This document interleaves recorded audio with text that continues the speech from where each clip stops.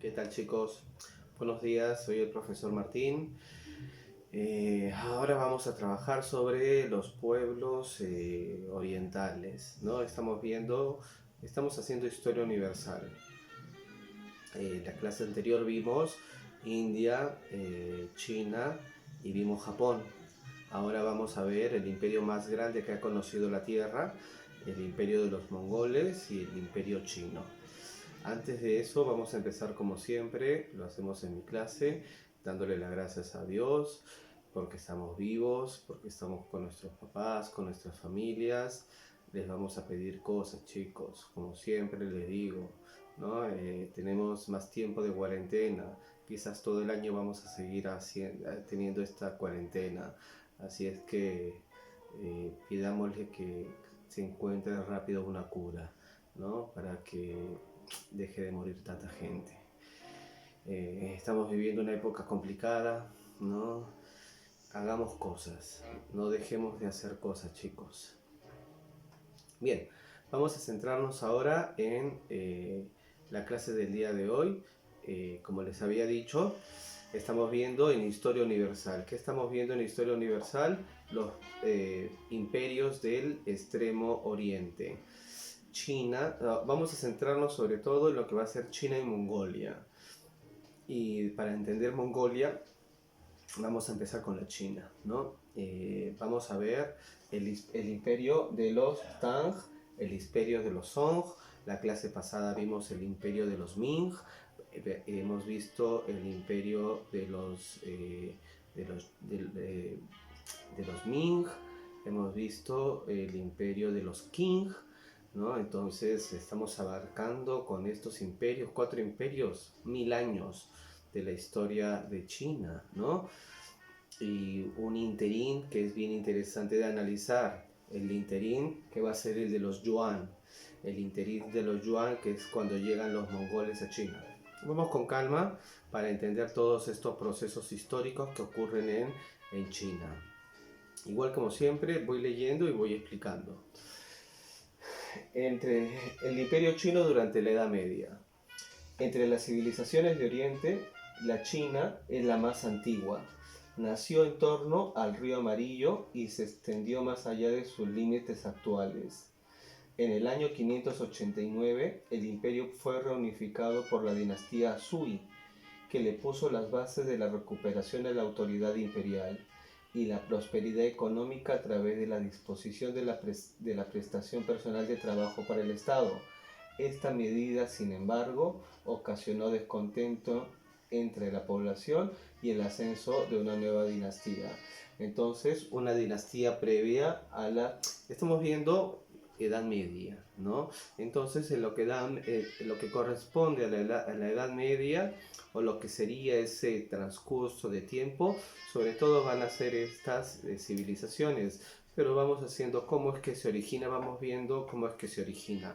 Así como cuando hacíamos la civilización de la India, decíamos que los hindúes se habían desarrollado entre los ríos Indo y Ganges. La civilización de la India se va a desarrollar a partir del río Amarillo, y desde el río Amarillo se va a extender sus límites. Nos dice entonces el texto que la civilización previa a la civilización de los Tang va a ser la de los Sui, pero vamos a enfocarnos en la de los Tang. Y cuando aparecen los Tang va a aparecer lo que va a ser la ruta de la seda. La China, este país, va a ser la civilización más importante del mundo. El 55% del comercio internacional va a aparecer en China, en esta parte del mundo, 55%, ¿no? O sea, en lo que vemos ahora, este renacer de China es nada comparando con lo que existía en la antigüedad. En la antigüedad todavía era mayor. Ustedes han hecho ya lo que correspondía a Roma, ¿recuerdan? Todos los caminos llevaban a Roma. Roma era el centro del mundo antiguo, el centro del Mediterráneo. En Europa todo era Roma. Todos los caminos van a llegar a Roma. igual podríamos decir, todos los caminos van a llegar a China. Ahora vamos a centrarnos en el principal de los imperios de este periodo.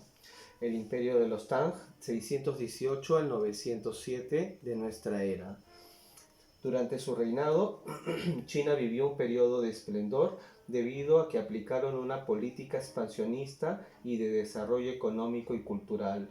La cultura china penetró así en Corea, Japón y Asia Central. Lo veíamos en la clase pasada, ¿recuerdan?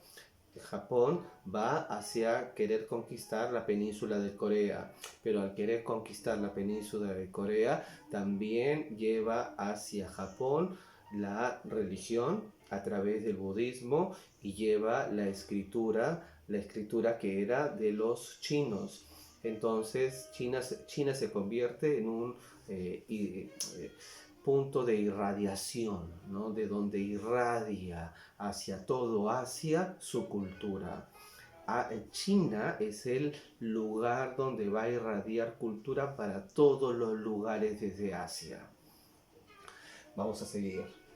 El reinado de los emperadores Taizong 626 al 649 y Xuanzong 712 al 756 significó el apogeo de los Tang debido a las reformas económicas, el reparto de las tierras, el pago del impuesto y el apoyo a la cultura. Igual que vamos a ver que mucho es parecido con la civilización incaica cuando lleguemos ahí.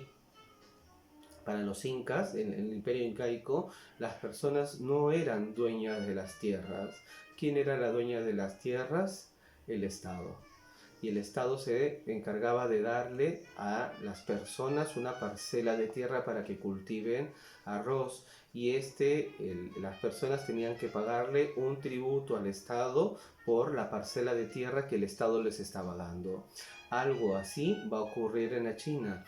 Es decir, son regímenes que podríamos llamar comunistas, ¿no? En donde la comunidad es lo principal, todo está en relación al Estado, no hay propiedad privada, no hay mi tierra, mi pedazo de tierra, no existe eso, todo es del Estado. ¿Y quién reina en el Estado? Acá distintos reinados. Miren, distintos emperadores, no es como en el caso de Japón. Veíamos cuando hacíamos la clase de Japón que era una sola clase, una sola familia imperial que se había mantenido desde el 600 a.C. hasta la actualidad. Aquí en China no. Aquí en China la inestabilidad va a ser mayor. Cada cierto tiempo habían revueltas y el emperador era cambiado por uno nuevo. En China eso sí es una particularidad. Eso va a llevar a que la China tenga muchos periodos de inestabilidad y muchas dinastías distinguidas unas de otras. ¿Está bien? Vamos a seguir. A mediados del siglo VII, esta situación cambió y el poder Tang decayó. El sistema de distribución de la tierra que se aplicó durante los primeros años desapareció y los campesinos que antes apoyaron a los militares pagando impuestos fueron obligados a desplazarse a luchar en las zonas de frontera. Los caudillos de los ejércitos empezaron a tener más control sobre la economía y mayor independencia del gobierno central. Ante esta situación, An Lushan, comandante de las 3 regiones militares, se rebeló contra el imperio en el 755 al 763 y originó una decadencia. Esto agravó con los reveses que sufrió el expansionismo chino contra los árabes en la batalla de Talas en el 751 y contra los tibetanos. Así, a finales del siglo IX empezó el periodo de crisis conocido como las 5 dinastías o los 5 reinos. Aquí, durante la dinastía de los Tang, ¿cómo va a llegar a su declive?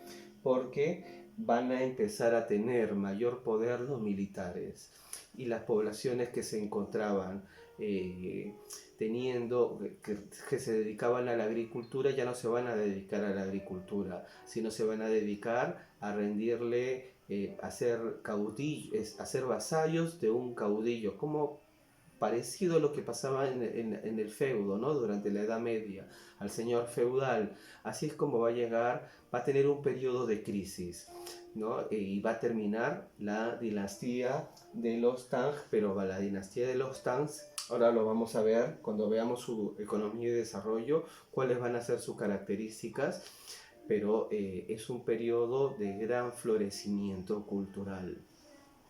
Después de periodo este periodo de crisis conocido como 5 dinastías o los 10 reinos, va a seguir la dinastía de los Song. La dinastía de los Song va a estar entre los años 960 y 1279.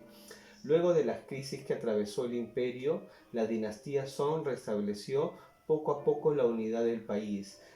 Tras lograr la estabilidad interna, los Song impusieron una política de tributación a estados vecinos en lugar de costosas campañas para proteger estas fronteras.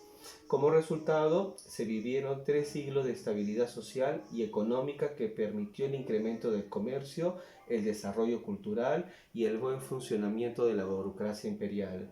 Sin embargo, se produjeron invasiones de los pueblos mongoles que van a llevar fin a esta dinastía.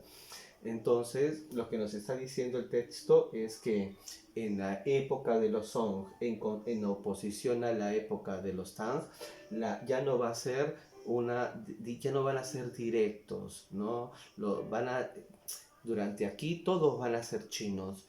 En la época de aquí, todos estos estados vasallos que estaban alrededor van a ser solamente tributarios del imperio chino. Y este va a ser un periodo de estabilidad que va a durar 300 años. ¿Cuándo va a terminar esta estabilidad? Cuando llegue el siguiente tema, es decir, los mongoles y la dinastía de los Yuan. Con eso vamos a terminar la Edad Media en la China, pero más o menos vamos viendo algunas características de los chinos. ¿Cómo era su economía y su desarrollo tecnológico? El mundo le debe a la China un montón de cosas. La pólvora, la brújula, el papel, todos son inventos de la China. En la época, después va a venir de las épocas de los Yuan, dijimos que venía la época de los Ming, y de la época de los Ming estaba Zheng He. ¿Recuerdan? Que lo vamos a ver cuando veamos las grandes exploraciones del siglo XV, ¿no? Del siglo XV. Y va a ser el periodo de esplendor, el nuevo esplendor de la China, pero durante esta época también es el periodo de esplendor. ¿Por qué? La base de la economía va a ser el arroz. El Estado entregaba a cada familia una porción de terreno por la que debían pagar impuestos. Otra actividad económica era el comercio. Se realizaba por tierra y por mar a través de la ruta de la seda. La ruta de la seda no era una ruta, eran distintas rutas comerciales, terrestres y marítimas, por las cuales los chinos sacaban sus productos. ¿Cuáles van a ser esos productos? Tejidos, té, cereales y objetos de lujo. El té es un gran invento chino, es la bebida más consumida en el mundo, más inclusive que la Coca-Cola, ¿no? Los imperios hacen esto, se expanden y se expanden con sus productos. Nosotros tomamos Coca-Cola. ¿A qué pertenece? ¿A quién pertenece? A Estados Unidos, al imperio americano, el imperio gringo, el imperio yanqui, ¿no? Los imperios llenan el mundo con sus productos. En esta época, la Coca-Cola de la época era el té. ¿Y de dónde venía? De la China. La China era la principal exportadora de este tipo de productos para todo el mundo, así como lo ahora es Estados Unidos, ¿no? Nos dice que tejidos, ¿no? ¿Qué son los tejidos? La ropa, la seda. Ahorita que la gente, todos se mueren por... ¿Ustedes qué zapatillas quieren tener? Le dicen a su papá, se mueren por tener unas zapatillas Nike, unas zapatillas Adidas. ¿Las marcas de dónde son? Sí, todo está hecho en China, pero las marcas son de Estados Unidos, es decir, del imperio. Es decir, el principal imperio es el que va a irradiar con sus productos todo el mundo. Así tenemos que pensar este mundo, el mundo medieval de la época. Todo el mundo quería tener los productos que venían de la China. No tan solo los productos, les acabo de dar el ejemplo del té. El té era nuestra Coca-Cola. La seda era las zapatillas Nike de la época, ¿no? Los objetos de lujo igual que ahora. Todo lo que venga si viene de Estados Unidos, la gente dice, uy, es de Estados Unidos, tiene mayor calidad. Igual en esta época, la gente pensaba que si venía de la China iba a tener mayor calidad. Va a estar relacionado con los imperios de los Tang y de los Song. ¿Y cómo es que se va a repartir? A partir de la ruta de la seda. Esta ruta que era llevada por mercaderes desde la China hacia la India, llegaban hacia Japón, Corea, Malasia, India y Occidente. Llegaban no tan solo por tierra, como les decía, por tierra, ¿no? Toda el Asia hasta Europa, y llegaban también por barco, ¿no? Por mar, hacia Europa, llevando los productos de la China. Si queremos imaginar la Edad Media de esta época y hacer una traspolación a cómo sería a nuestra actualidad, tenemos que pensarlo como si fuera Estados Unidos. Estados Unidos es la que moviliza sus productos por todo el mundo. El iPhone, ¿no? El iPhone, ¿qué sería para la época? La brújula. La brújula es un gran invento chino. Su tecnología fue adaptada por los europeos. ¿Cuál era la tecnología de los chinos? La brújula. La brújula, que tiene esta particularidad de que estos imanes siempre apuntan hacia el norte. El papel que está hecho a base de cáñamo, ¿no? Del árbol, de esta savia del árbol, se hacía el papel. Antes, ¿cómo escribían acá? Bueno, no acá, sino en Europa, escribían en pergaminos, que era un tipo de planta que se extraía de el Cairo, de Egipto, durante la Edad Media. En cambio, ellos van a tener ya el papel que era hecho a través de la celulosa de los árboles. La pólvora ellos no la usaban con fines bélicos como los europeos. Ellos la van a usar la pólvora para el uso de los fuegos artificiales, para celebrar cosas, ¿no? La porcelana y la seda, ¿no? Esos eran los objetos de lujo. ¿No? Imaginémonos ahora, ¿no? Todos queremos tener objetos de lujo de Estados Unidos, un iPhone, una computadora de Estados Unidos para nosotros es lo más, ¿no? En esta época, en la Edad Media, para la gente de Europa de la Edad Media, tener seda o porcelana de la China era tener el iPhone de la época. Era lo máximo, porque eran los máximos inventos de la principal potencia del mundo. También crearon tipos móviles precursores a la imprenta. Miren la época, y ellos ya crearon la imprenta. En Europa recién va a ser en el 1259, si no me equivoco, el descubrimiento de la imprenta por Gutenberg, no el descubrimiento, sino Gutenberg inventa la imprenta en Alemania, ¿no? Esto es lo que está pasando en la China.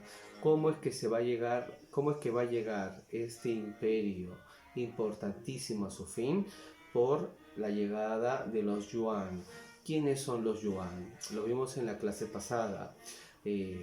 Los Yuan eran los mongoles, Genghis Khan, el mayor imperio terrestre que conoció la humanidad. ¿Desde dónde va a nacer? ¿De dónde va a partir? Desde la Mongolia. Vamos a empezar a explicarlo. Entonces, esta es la parte que corresponde a China. Estamos viendo los imperios de los Tang, los imperios de los 10 reinos, el periodo de crisis. Estamos viendo el periodo de los Song y vamos a ver ahora el imperio de los Yuan. A ver, el imperio mongol, siglo XIII, ¿no? En el siglo XIII los mongoles, ¿quiénes eran los mongoles? Los mongoles se encontraban en la estepa asiática, es casi un desierto, ¿no? Son un montón de tribus nómades que van a tener un líder principal que se va a llamar Genghis Khan, ¿no? Un tribu de nómades del Asia Central se lanzaron a conquistar el mundo y van a formar el imperio más extenso del mundo, el imperio mongol. El imperio mongol va a empezar a nacer en este lugar que les estoy diciendo, en el Asia Central, al norte de la China, tribus nómades que no tenían ninguna relevancia, ¿no? Comparado con estas civilizaciones. Los mongoles van a llegar hasta Europa, ¿no? Van a invadir, van a llegar a las puertas de Europa y después van a retroceder. A los mongoles se les van a llamar los tártaros. Cuando ustedes hicieron la tarea sobre el mundo griego, vieron que los tártaros eran, el tártaro era el mundo del infierno. A ellos se les llamaban los tártaros por ese motivo, los emisarios del infierno. Así los veían en Europa, con mucho temor. Lugar que llegaban, lugar que invadían, lugar que invadían, lugar que ganaban. ¿Cómo van a ser tan grandes guerreros? Porque dominaban muy bien el uso del caballo, el uso del arco y de la flecha. Y en contraste con el europeo de esta época. En Europa, en esta época, para el europeo es pelear con espada, el honor, ¿no? El honor ante todo. Entonces es enfrentarme ante el otro, no es lanzar una flechita y matarlo de lejos. No, en cambio ellos eran más prácticos. Estoy en mi caballo, mi arco, mi flecha y puedo matar a cualquier persona. Así es como van a tener un mayor control y dominio para poder pelear. Vamos a leer para conocerlos un poco y voy explicando. La formación del Imperio Mongol. En 1206 el jefe mongol Temujin reunió bajo su mando todas las tribus mongolas del Asia Central y fue proclamado jefe absoluto con el nombre de Genghis Khan entre el año 1162 y 1227. Una vez que consolidó su poder, Genghis Khan inició la conquista del Asia Central y Oriental. El instrumento fundamental para la expansión mongola fue su ejército, que se distinguía por su magnífica caballería, sus expertos arqueros y sus peculiares estrategias militares. El ejército mongol se convirtió en sinónimo de terror en Asia y Europa.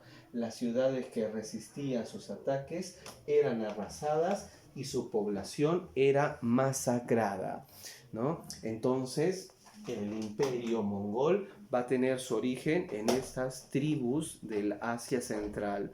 Eran tribus nómades, no tenían mucha relevancia, pero con un buen liderazgo, sobre todo eso, porque va a ser efímero. El imperio mongol va a estar asociado con la figura de Genghis Khan. Una vez que se muere Genghis Khan, vamos a decir que el imperio mongol va a morir, ¿no? El éxito de que este imperio haya podido conquistar tal cantidad de espacio, ¿no? Todo, casi toda la tierra. Ni Alejandro Magno pudo conquistar tanto, ni Julio César pudo conquistar tanto. Gengis Khan llegó desde estas tribus nómades hacia las puertas de Europa. La administración imperial. Para administrar este imperio tan grande, Gengis Khan se adjudicó una autoridad absoluta de procedencia divina.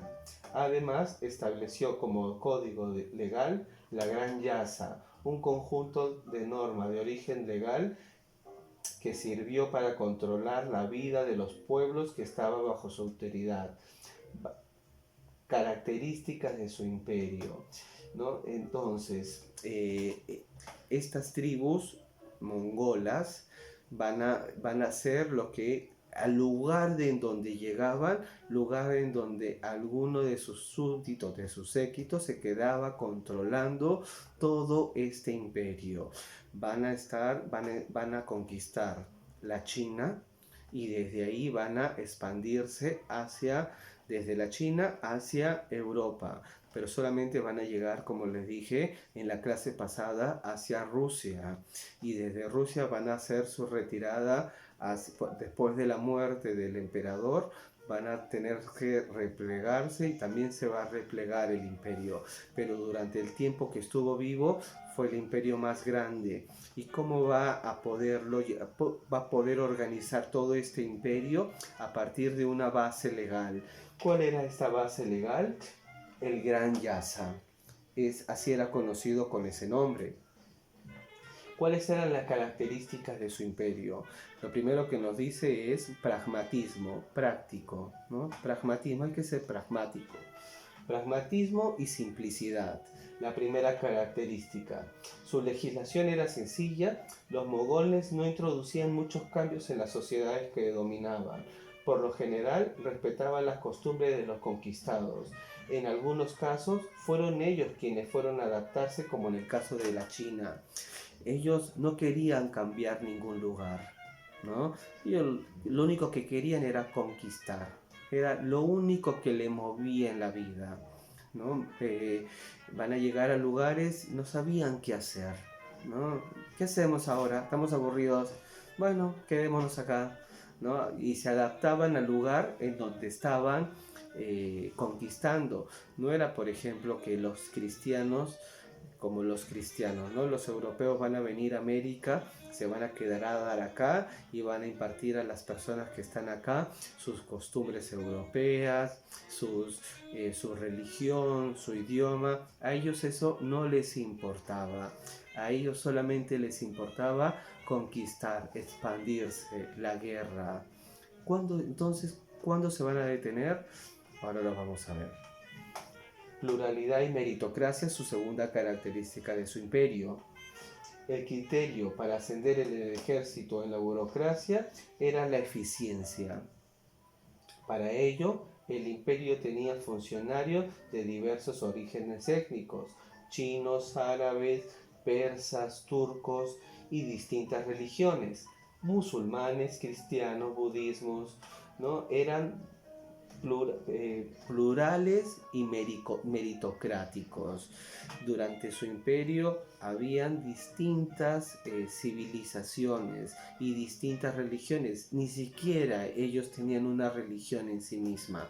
Ellos, cuando llegan a la China, van a adoptar la religión del budismo, y eso va a ser la causa de su fin. ¿Por qué? Porque los budistas son pacifistas. ¿Y ellos qué son? Salvajes. Entonces la religión los va a calmar.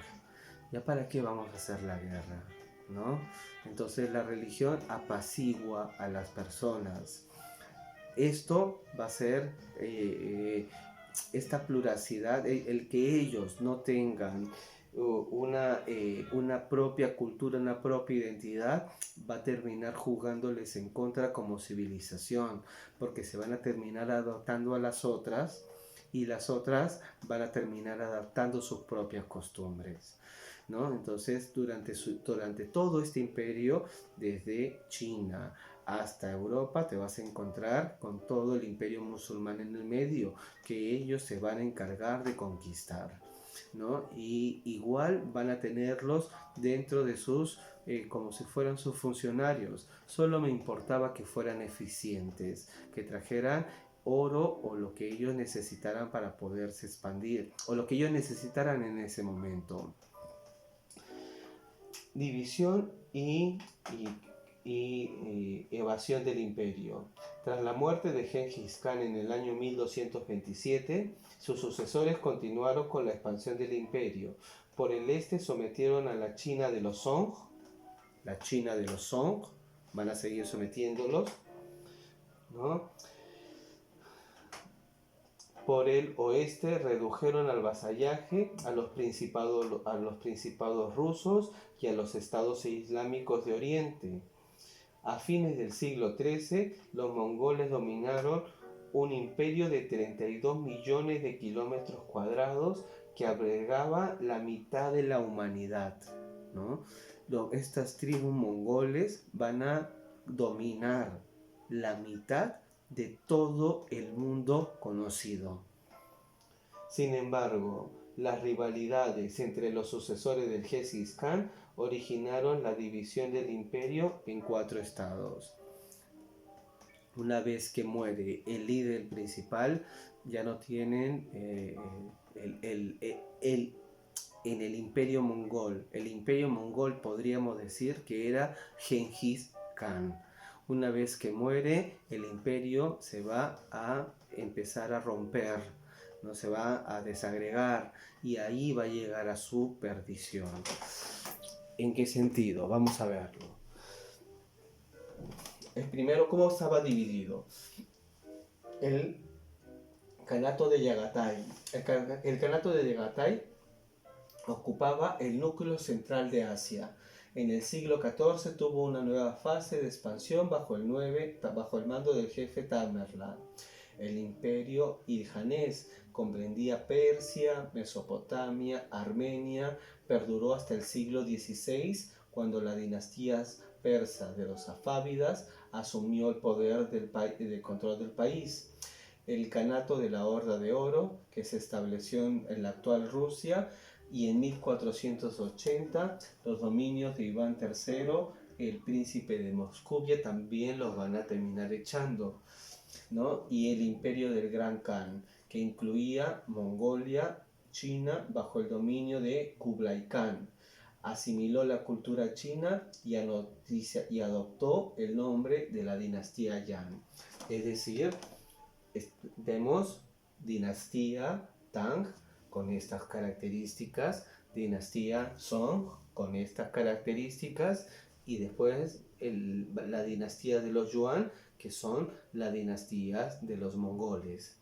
¿Me dejo entender? Después van a seguir la dinastía de los Ming y la dinastía de los Qing. Y con eso ya hemos visto 1000 años de la historia de China.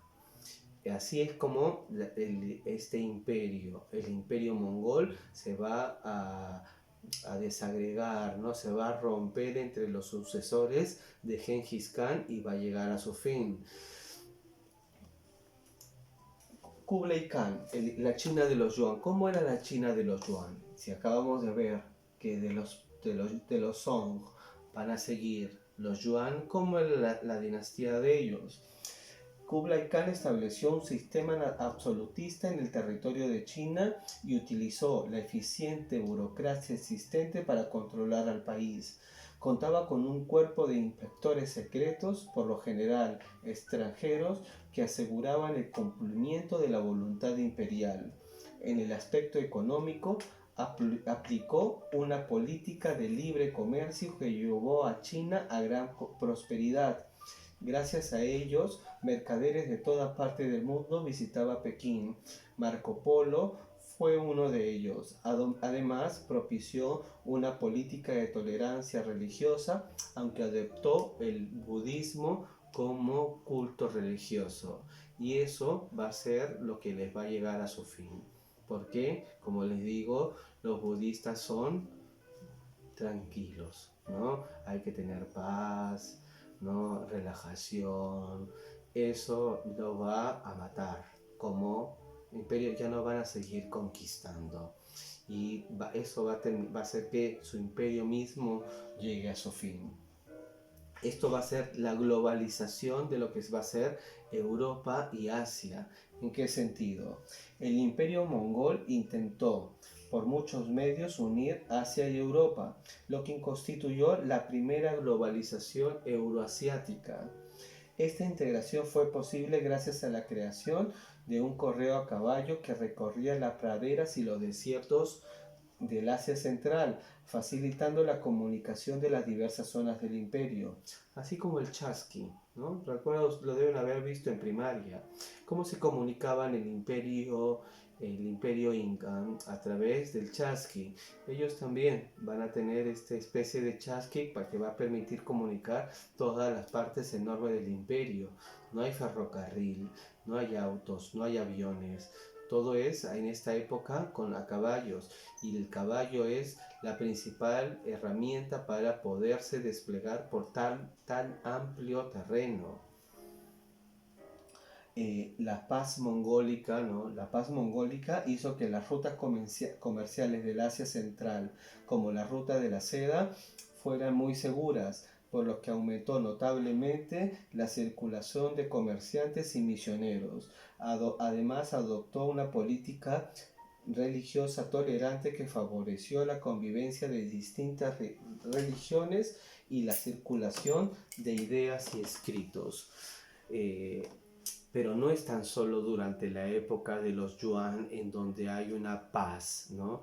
A esto se le denomina la paz mongólica, pero también estamos viendo que quienes van a crear la ruta de la seda van a ser la del imperio de los Tang. ¿Estamos? Entonces, algo rápido, estamos viendo algo así a simple vista, pero de estos imperios que son imperios importantes para poder entender la historia universal, porque recordemos que estamos viendo historia universal para poder entender historia universal. No solamente nos vamos a quedar en los imperios de Europa, sino también tenemos que ver distintas, el lejano oriente, que es lo que estamos viendo ahora. La clase pasada vimos India, Japón, la China, y vamos a completarlo ahora con esta clase de los mongoles, del imperio mongólico, ¿no? Del imperio de la paz mongólica, el imperio más grande que tuvo la tierra.